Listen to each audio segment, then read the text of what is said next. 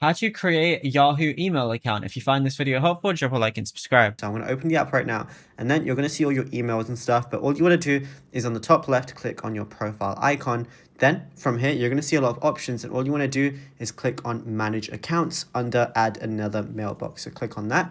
Then it's going to show the different accounts you already have, but you can have multiple accounts under the same application. And all you want to do is click add account right under my account right now. Then it's going to say Yahoo Mail wants to use yahoo.com to sign in.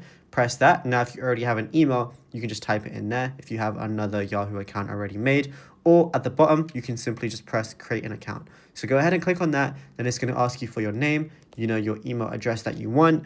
And you can have it as yahoo.com or myyahoo.com, which I actually didn't know that was a thing. And then you can have your password as well.